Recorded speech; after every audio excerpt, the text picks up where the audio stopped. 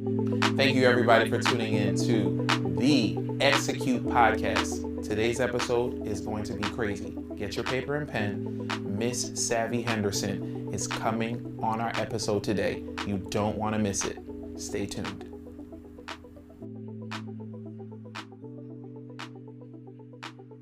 Hello, everybody. Thank you for joining us for another episode of Execute with Mr. Results. We have our wonderful, beautiful, amazing. Thank you for wearing the red, though. I love the red. Miss Savvy Henderson, thank you for joining us today. I really appreciate it. Thank you for having me. It's a pleasure. No problem, no problem. Let's get right to it, Miss Henderson. Okay. So this podcast, we talk about freedom. We talk about execution. We talk about, living the life to your best abilities through business or through whatever it is. So real quick, let's tell everybody how we met. So we met out in Cali several years ago, and we kept in touch. Thank you for keeping me around. I appreciate that. You had blocked me on Instagram, but it's cool. It was my assistant. We cool. discussed it. So, we're in mixed company. I'm just saying. Not right now. We'll talk about that later, offline. But thank you for keeping me, and I kept you around too. I appreciate you coming out tonight. So listen, real quick. So you are an entrepreneur. You are a business owner. How long have you been an entrepreneur?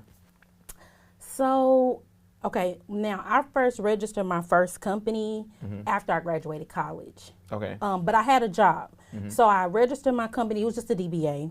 And I took side projects every now and then. So I didn't go full force with it when I first started. And then probably about 5 years after that, I registered an LLC. Me and my friend had a pole dancing company. I know it sounds strange. I know you learn new things. You think you know somebody. Go ahead. But what we used to do is in Houston, when I lived in Houston, we rented dance poles. So we bought 2 dance poles, and then we would book these pole parties. We called them pole parties. And our name was Pole Party Houston. And we would have jammed. People oh my God, we were booked every weekend. The poles, we started out with 2 poles, and then we bought a stage pole. So we had 3. And every weekend, people will book that stage or book one of those freestanding poles. And then they be like, oh, we need somebody to instruct us. So it was like, we need some girls. We need some girls to teach, because we couldn't teach it. Right. We didn't know what to do. So we hired one girl that was an exotic dancer. One girl was like a classically trained dancer. And so we would book, and then we had one go-go dancer. So we would book these girls. People would book the pole and the girl, but it was girls. It wasn't like guys or anything. Right. It was women. They wanted to pole dance. And so they would book the lesson, and they would book the pole, and they would just have these parties every weekend in Houston. It was live. How long ago was this? This 2009. Yeah. What? 2009? 2009. They were lit. That was your first business? No, that was my second business. That was your second My first business was the same business I have now, which is Savvy Relations, my marketing company. Okay. So I've been having that since 2005. Can you tell me why you stopped doing the pole dancing business? Listen, so I want to say that out loud. I know. Can you tell me why you stopped the pole dancing business? But why'd you stop that company? And it was profitable. It was a profitable company. What happened was I was moving to Colorado. Okay. And my partner didn't want to, because for the things that we separated tasks, right? It was my idea for the whole thing, and she came aboard willingly, and but still want to be discreet, because people have certain assumptions about that type of business. So I would take the pole out to the parties and set it up, and then eventually we trained our girls to do it, but only some of them would do it, not all of them would do it. And if they didn't book a girl to teach, then I would still have to go out to the party, right? Got you. So knowing that I was going to leave and move to Colorado, I trained somebody else to do a guy, which we weren't really sure how it was going to work, because most of the parties were women parties. Right. But he was just going to set up the pole. But my partner, she just wasn't sure. And so she was just like, let's just call it quits. And so we just liquidated it. Really? Do you regret that? I don't regret it. I did think that I could do it in Colorado. I did take my pole with me because we split the equipment and we were supposed to sell it, but I kept mine. I already paid for this. It's paid for. I'm keeping it. Right. So I took mine to Colorado, And I probably did maybe 1 or 2 parties, but the difference was I didn't know as many people as I did in Houston. Once we did one party with like even somebody that went to college with us, even though we weren't necessarily friends with them, after we did that one party, that was it. It just spread. It just spread. But in Colorado, it was a different demographic. It was a little different, so it didn't pick up as fast. Yeah, so I was like, it was fun though. Now, 2 things. Everyone that's watching and listening right now wants to know, will you do this business again? I have definitely considered it. Right. Let me tell you, I have definitely considered it. Right now it's COVID, but I also feel like it could also still be popping during COVID because people have those small gatherings where they have just their friends over or whatever. They probably wouldn't be able to have an actual instructor come. Right. But I think that would be down to have somebody come in, set up, probably the stage pole would be better. Right. Set up the stage and they just, invite maybe 5 friends over, stay small, keep it small, and it will be popping. I think that, yeah. Can I tell you a crazy business that I saw happen where my friend was doing a dance class, right? Was dancing, and I'm like, what are you doing? So there was a Zoom of people dancing. It was a dance class, workout. There you go. Yeah. Working out, and I'm like, oh, this is nice. So it's being streamed on the big screen, and there's the laptop right there. I'm like, oh, this is dope.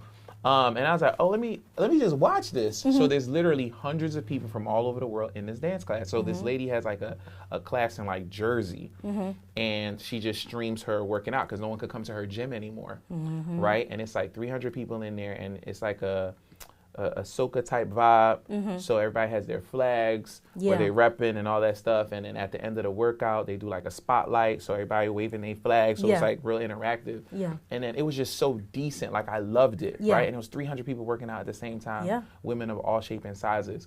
So I went to her Instagram page and I was like, yo, this was brilliant. Yeah. I was like, you know what you should do though?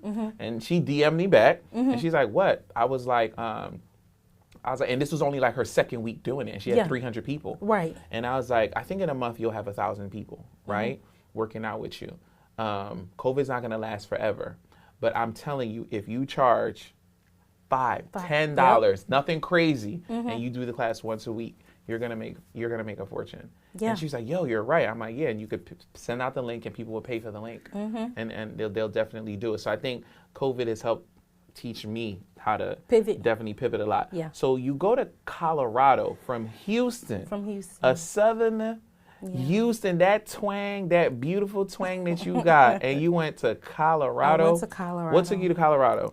Okay, so I moved to Colorado because at the time in Houston, me and my sister were roommates, and she got into law school there. And I didn't want her to be by herself. Oh. She's the younger sister. All my siblings are younger than me. You're the oldest? I'm the oldest. Okay. And I didn't want her to be by herself because in Houston, it was just me with her. Okay. And so I went. So I was like, okay, I'm going to go. You dropped everything for her? I dropped everything. You had a business? I had a business, and I still have my other business, which I could do from anywhere, right? Okay. I had a corporate job.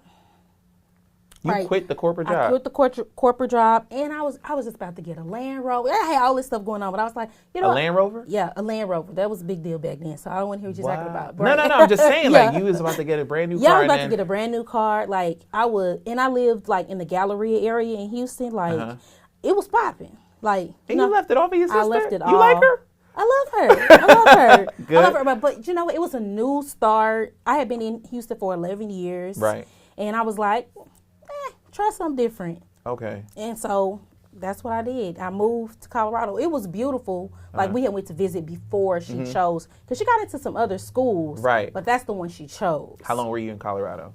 A year. A year, that's it. Yep, Colorado. Thank you. That's it? Thank you, Colorado. I will be moving on now. And where you went after that? I moved to Los Angeles from Colorado. You moved to LA. So how'd you end up in LA? So, okay. When I was in Houston, right before I moved, probably a couple of months before I moved, my best friend, we started another company.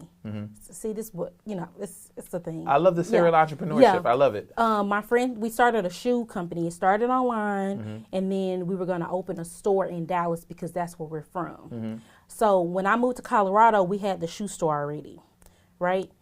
Well, I was in LA visiting. We were going to vendors for the shoe store with my best friend. And I was just visiting, not even like, it's like the magic show. It's like something that happens twice, it used to happen twice a year. It's a big trade show for fashion. And so I was there for magic, and my friend, she was like, you should just move here. And I was like, yeah, I should just move here. And 2 months later, I moved to LA. You just up in a whim? I was like, okay. Must be nice. Well, see, I was already planning to move, but I didn't know it was going to be LA. I was going to move back to Texas, to Austin. But I had got a job and everything, like already in Austin. Like I had been offered a job, but I was like, yeah, no. Austin was just like Colorado, except it was Texas. Gotcha. So I was like, yeah, I don't want to do that again. Got you. Yeah. So let's talk about your business. What does Savvy do that has set you free? You have your own business right now. What do you do right now? How are you helping the people out? So right now, I still have my same marketing business that I've had since 2005, Savvy Relations, but I went full-time in 2015. 2015, It took 10 years before I was like, okay. Can you tell them again? It took 10 years. It took 10 years. All right, you put the time in. You paid your tuition. I paid my tuition. I paid my dues. Right. You know what I'm saying? I worked in corporate America, got my cussed out, all kind of stuff. Before I quit, well, I didn't quit because I got cussed out, just for the record. That's not what it was. But before I moved on and decided, you know what, I can just leverage my relationships and help people outside of corporate America. Almost 10 years later, you survived. Yeah. You survived the pandemic. Yeah. Right? Actually, that pandemic, I'm not gonna lie, like people are mad about it. I'm not mad either. I'm not mad about There's it. a lot of entrepreneurs that did very well in 2020. Yeah. Very and well. I know some of them. You know what I'm saying? Right. You related. Yeah. Savvy Relations are their best clients, right? Those are your best clients, and they pay well. They pay well. They pay well. I love those clients. So tell the listeners real specifically, like, how do you help your clients? What do you do for them? So every client is definitely different, right? But for the most part, what I do is develop some sort of marketing strategy or plan that can help them increase their business or brand awareness or reach. So I have different types of clients. Like when I first started, I used to do everything, like just full stack marketing. I was like, oh, I do websites, logos, branding, everything, right? And it's too much. It's too much. So I'll say probably around maybe 2007, I started to niche down. But it's also because of the work that I was doing in corporate America. So things began to start to shift towards digital. It wasn't full, right? Facebook had just came out. They weren't doing ads and stuff like that yet.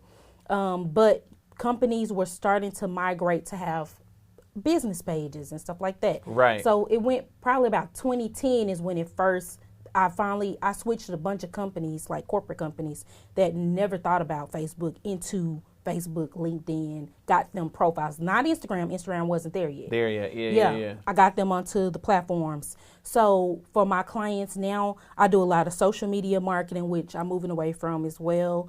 I can do I can do strategy and campaign, but I'm not doing the management side of it. So social media campaigns, a lot of email marketing, any type of digital strategy, whether that's coming up with creative content to push out to their readers, and also lead generation. So what you've been doing this so long, I don't think we talked about how'd you get into this space. Like, so it's you clearly been doing it for more than 10 years, right? It's your calling. At this point, you're good at it, right? You're investing in yourself to make it even better. Like, how'd you know? Like, there's people listening, they trying to figure out this next entrepreneurship situation. What got you here? What made you choose this as your journey? Well, you know what? Initially, I was supposed to be doing computer science, right? This is a big difference. It's a big difference. But it was in the business college, it was called Decision Information Sciences, right? That was my major. So I learned how to program, so I can still program. But when I was in the computer lab one day, I was like, I can't be looking at this computer all day. Yeah. And I was like, I'm going to switch my major, but I need to switch it to something that is not going to take me, because I didn't want to stay at school longer. I wanted to graduate. Right. I want to graduate on time. So I was like, what is something I didn't want to do management? And then what I didn't realize is that I had already been doing marketing. Right. Like I was the VP of NAACP, but before that I was on the public relations board. I mean, right. Committee. I was the public relations committee of the student program board. I was like, so I kind of been doing this the whole time, not realizing that's what I was doing. Mm-hmm. So public relations is only one side of marketing. Right. But in college, they didn't really separate it. Now, because it's different, right? College is different. But they probably say it's marketing. But back then, they just called it public relations, but it was marketing. So I just switched to marketing, and it flowed. It was just easy for me to do that. It's clear your passion now. Yeah, I mean, let me tell you, though.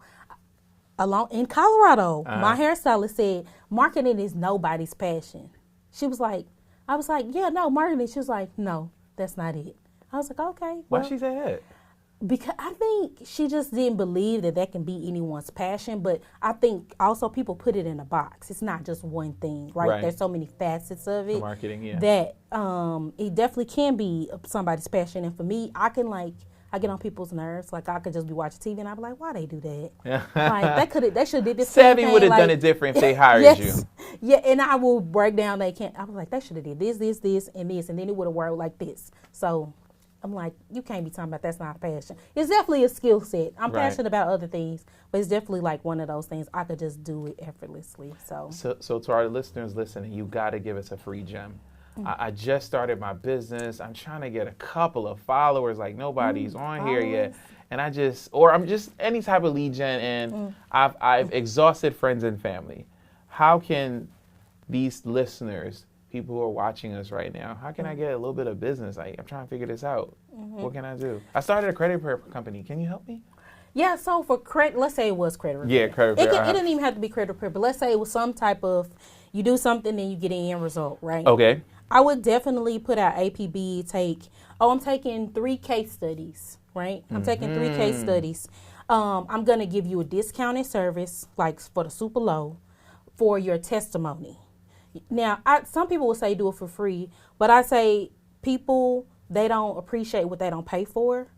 So do it for the low because you wanted them to, you need their results. Okay. So if I charge $100, what am I charging? So if you charge $100, say I'm going to give it to you for $25. Okay. For your testimony. 75% off. 75% off. All right. For your testimony. Okay. Right. And so you do what you do, right? Mm-hmm. But you have to perform. You have to perform, and then you get the results, and you send out a survey from the results to the people that you did, right? Ask them to give some feedback. Mm-hmm. And then you also take screenshots of whatever it was, because sometimes you can't necessarily take screenshots, so you need the written conversations. Right. So you send them a feedback form with the information that's most pertinent, that's going to make your company shine and show people what you do and why you do it and why they should work with you. Mm-hmm. And get that information back, make it pretty in Canva, which is free, but it's best if you do the pro for $12.99 a month. Okay. I'm just saying.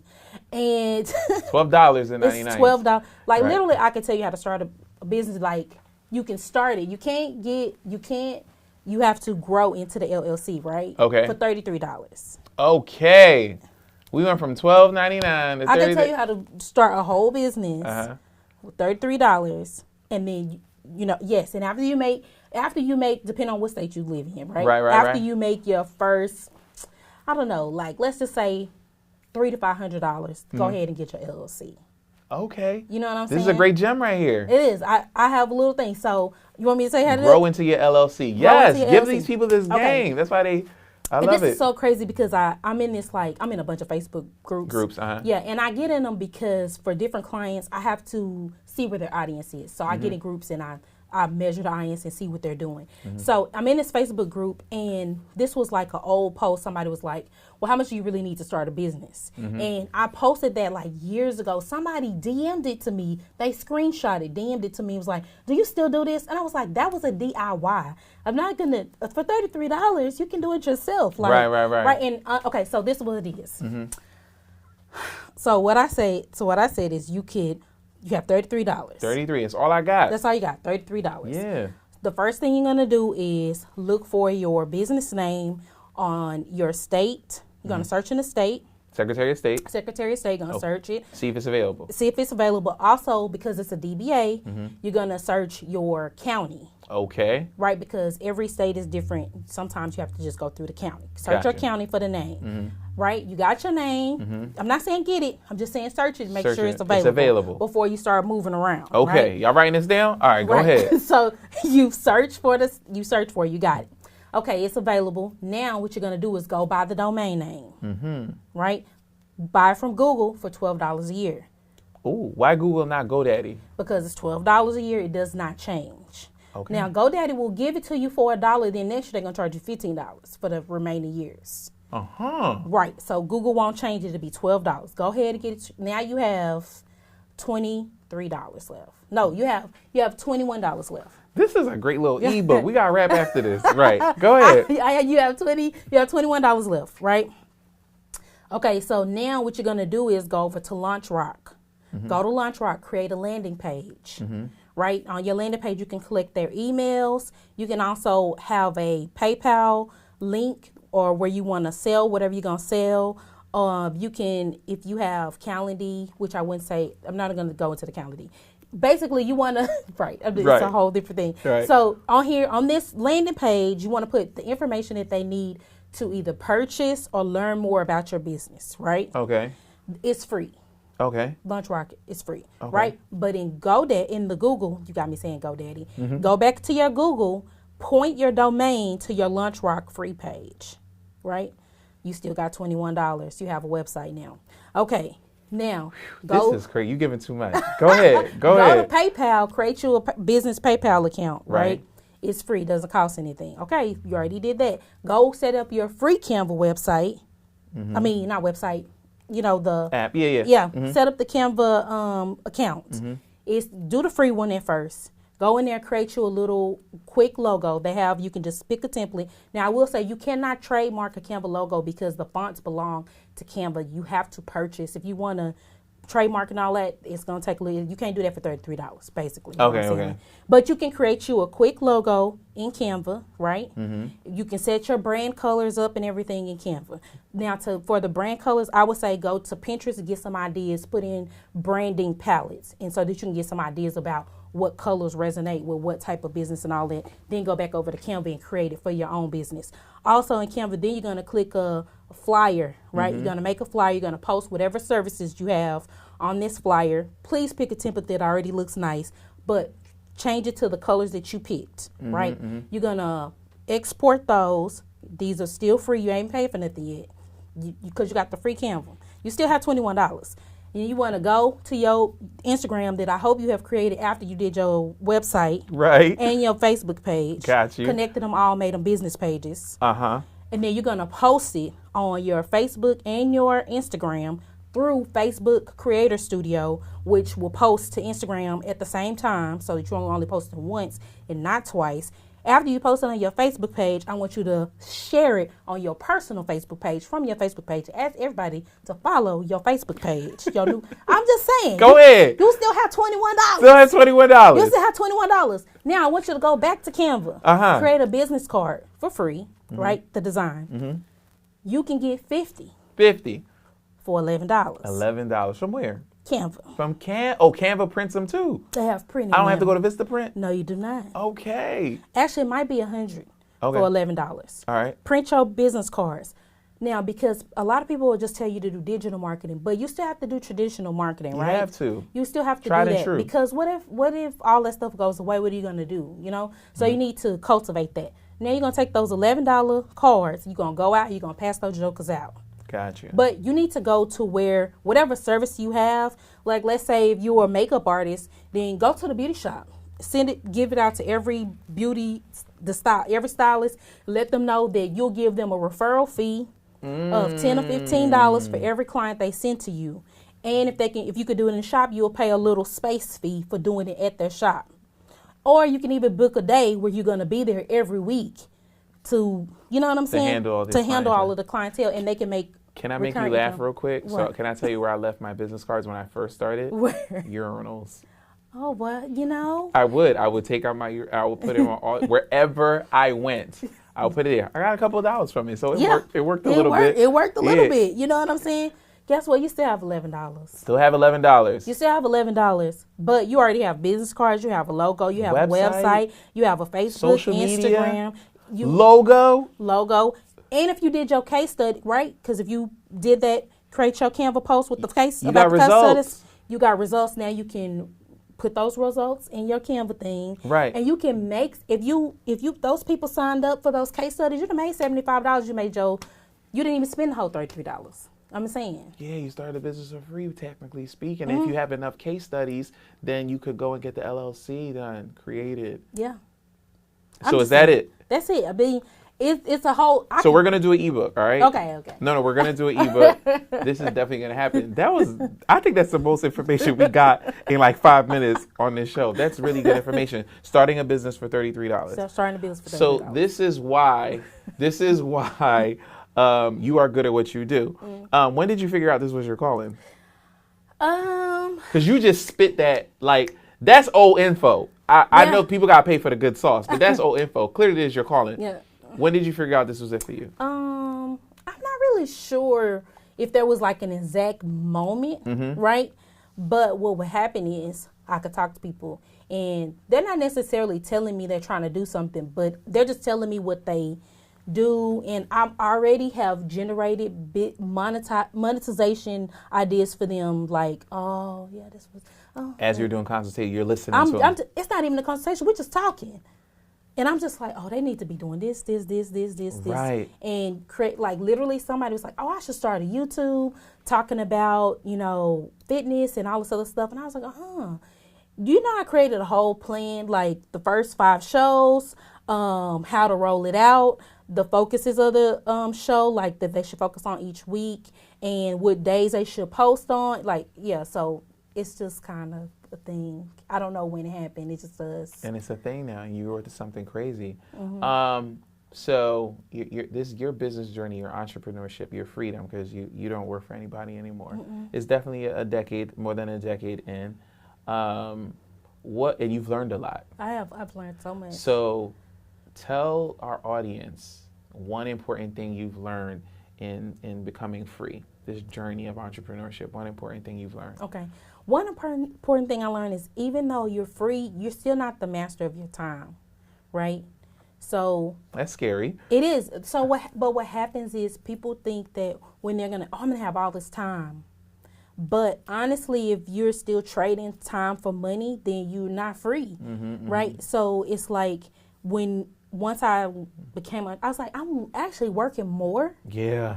I'm actually working more than I did when I worked with somebody. Yeah. But what happened is that now where I am, because I've learned now that it's like I'm looking at ways to free up my time, right? Still get work done without me physically doing it. Okay. So that's like the most important thing. Like, so before you shift is like, well, what part of my journey am I gonna, because I feel like if I would have known that part and have set it up, some type of system to do that in the beginning, then it would flow more efficiently, right? I would have been more efficient. But I will say that those inefficiencies taught me how to become efficient. Okay. Right. So every failure is a lesson for me. So it's okay. But you still need like a routine. You know what I'm saying? You still need structure, basically, at the end of the day.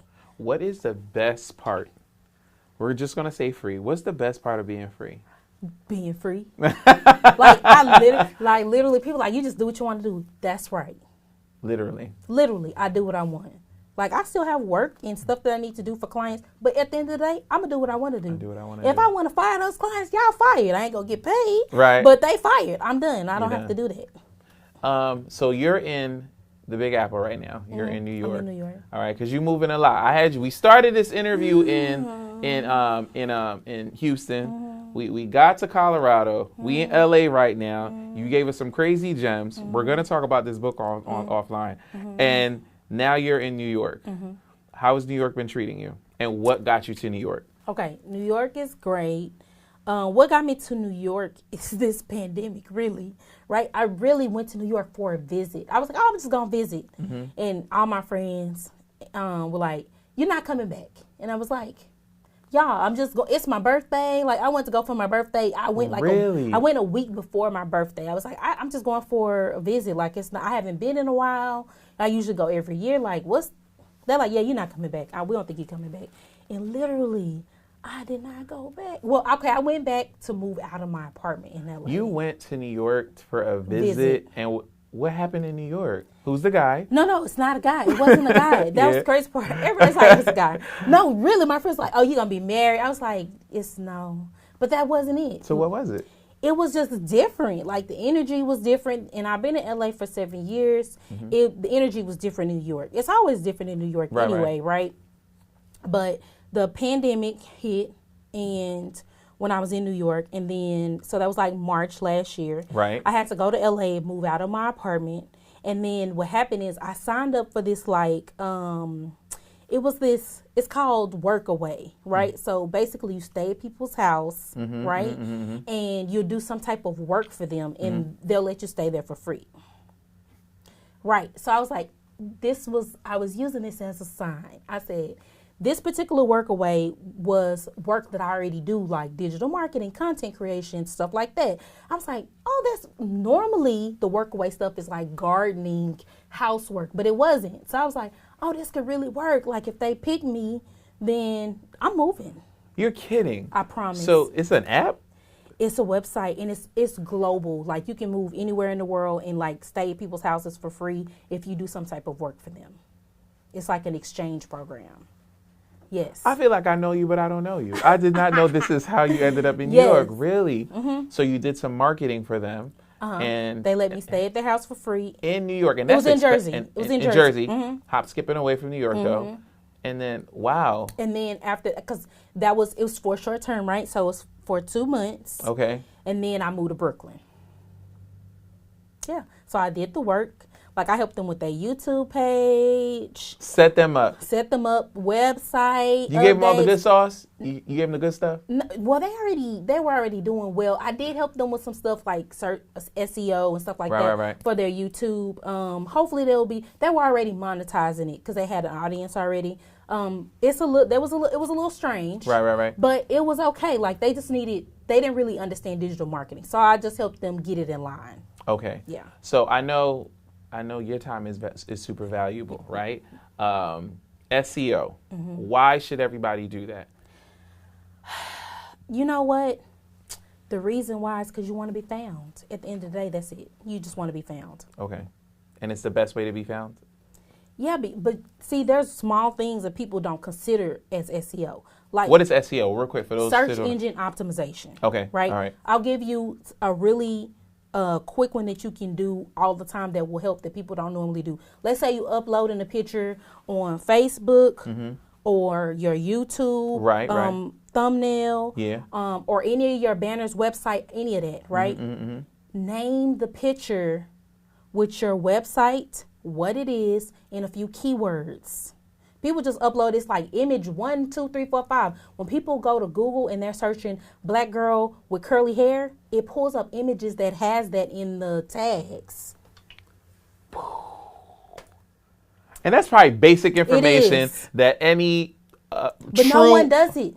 And it's crazy. Like, when I'm doing a client's website, I'm like, y'all just literally this. Okay. So, I was working. One of my clients was rebranding, but they used the outside agency, and I was doing all their social media stuff, right?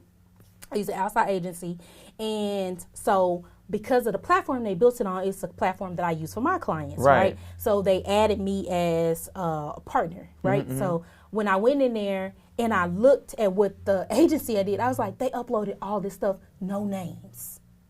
I was like, what? I thought y'all were a professional branding agency and all of this. What's going on? So now, because they're done. They did their part. They set it up. Now I'm the one who manages it, right? Their website and everything. So when I upload a blog post and we have images, and the first blog post, they didn't put any tags.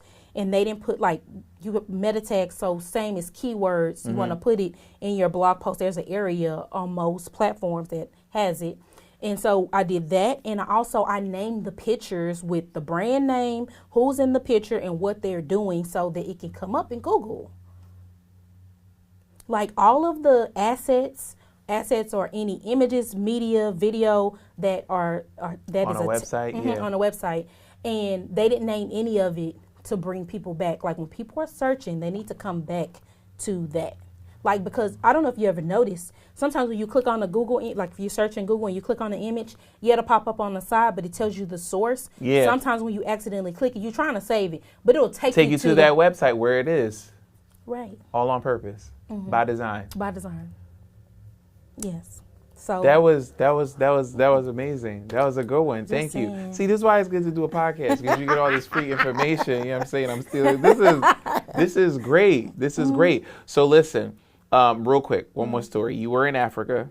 He's bringing up Africa. I'm bringing up Africa. Okay. You dipped. You got out of here. I just FaceTimed you. Where you at? Oh, you left the country. Yeah. Okay. So your audience, your clients are global They're audience. global. Your global audience. How are you getting your referrals? How is your business growing? Teach everybody. What are you doing? And you know what? That's the craziest thing. I think I was asked that a long time ago. My business is word of mouth. I don't market. It's the marketing guru doesn't market. I don't. When I not to say that you shouldn't, right? Right. I market through results. So I provide the results, and then they just spread it, right? Okay. So it's really word of mouth, really. Like that's how I get the biggest of my clients is word of mouth. This is excellent. So I have to ask you this question. I ask it at the end of every show, right? Okay. I'm not going to ask you how old you are. You're a lady of a certain age. I ask the guys how old they are, though. So let's just say you're 25. All right. You're going to live to see 80. It's going to happen. I'm speaking that into your life, right? You're going to meet the 80-year-old Miss Henderson. Her name will probably be different. You'll probably be married, 7 kids. What is that wonderful woman going to say to you when you meet her? That woman is going to tell me because she's going to know, right? She's going to know. She's going to tell me, don't listen to other people. Okay. Go with your gut. Go with your gut. Go with your gut. If you lead with your intuition, like really, you will not go wrong. So many times I have not listened to my intuition and be like, I know it. I felt it. I knew it, right? Because honestly, our gut, that's our first brain. Have you ever noticed how your intestines is kind of shaped the same? It has the same pattern as your brain. Yeah. Yeah. So you first feel it there. That's your first brain. And I feel like if I lead life with my gut instead of my brain next, then so many other opportunities or warnings I would have taken heed or moved forward. Never let you down? Yep, never let you down. Is that why your gut has taken you all over this country? No, North, south, east, west? Literally, every time I've moved, people just think I'm crazy. They're like, that girl is crazy. She just do whatever. Those times I have done those big moves, it's not my brain. My brain ain't thinking about that. Excellent. Savvy, Miss Henderson, thank you so much for coming on the show. Listen, so everybody heard the crazy gems you gave today, so now they're going to try to find you, right? How are they going to find you? Instagram name, website, number, what do you want to give them today? So my Instagram is Savvy1, SAVVYONE, and my website is savvyrelations.com, but Instagram is cool. You know, I have a business accelerator program where I help people, clarify what they want to do, how to do it, set up a profit plan, sales plan, because a lot of times people don't actually set goals for what they want to do with their business. I just want to start a business. I'm going to start a boutique. Good for you. Okay, cool. They ain't thinking about who you going to sell it to. Right. So we talk about that, like finding your audience, how to talk to them, how to market to them, because marketing is so vital and essential to every business that I spend a lot of time like really helping them understand what it is, right? Got you. So sharing your story, right? Really, because it's storytelling. Pretty much. Yes. Marketing is telling a story. So listen, last thing, I have extra room at my place, right? So this workaway, I'm gonna do a post. You could just sign up for it. I need some marketing done for Execute, this new podcast. It's got to be put everywhere. Savvy, thank you so much for coming out. Thank you for having me. Thank you, everybody, for joining us for another episode of Execute. I'll talk to you soon.